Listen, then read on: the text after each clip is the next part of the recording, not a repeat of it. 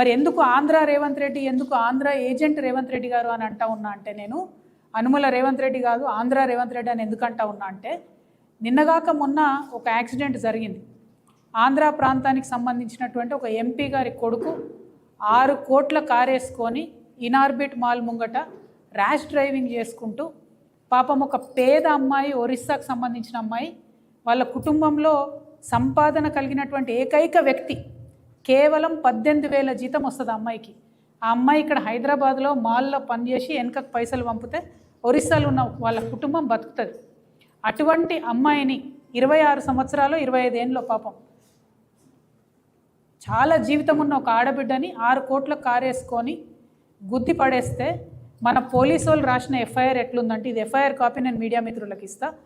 ఒక పిల్లగాని పేరు, ఫోన్ నంబర్ తప్పితే తండ్రి పేరు లేదు, ఎటువంటి వివరాలు లేవు. 24 గంటలు గడవక ముందే పోలీసు వాళ్ళు ఆగమేఘాల మీద డ్రంక్ అండ్ డ్రైవింగ్ కేసు కాదు, అసలు ఏమాత్రం కూడా అసలు ఆల్కహాల్ కంటెంట్ కానీ ఏది లేదు అబ్బాయి దగ్గర అని చెప్పి రాసి పంపినరు. ఎట్లా ఇస్తారండి క్లీన్ సర్టిఫికేట్? ఏం చూసిరని? వేరే కేసులలో ఇస్తారా అంత ఫాస్ట్గా? వేరే కేసులలో ఇట్లా ఎఫ్ఐఆర్ వేస్తారా?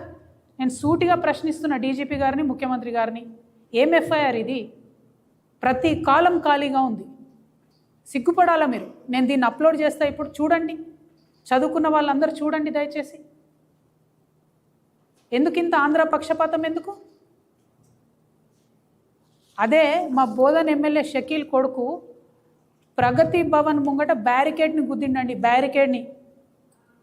పంజగుట్ట పోలీస్ స్టేషన్లో ఉన్న 15 మంది పోలీసు వాళ్ళని సస్పెండ్ చేసిర్రు, 75 మంది పోలీసు వాళ్ళని పంజగుట్ట స్టేషన్ ఖాళీ చేసి వాళ్ళందరినీ కూడా ట్రాన్స్ఫర్ చేసిండ్రు.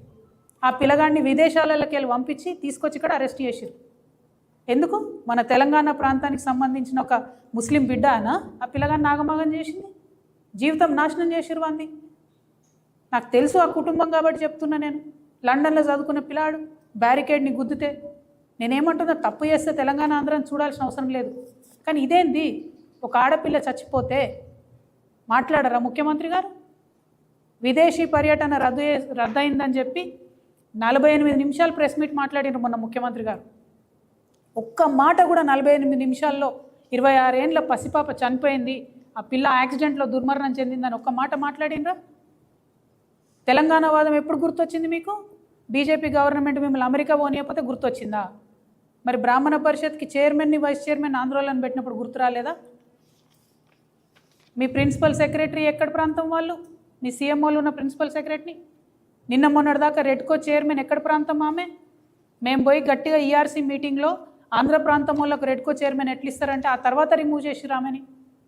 ఇప్పటికి కూడా ఇరిగేషన్ డిపార్ట్మెంట్లో మొత్తం ఆంధ్ర పెత్తనమే నడుస్తుంది. ఇవాళటి రోజు కూడా ఎలక్ట్రిసిటీ డిపార్ట్మెంట్లో మొత్తం ఆంధ్ర పెత్తనమే నడుస్తుంది.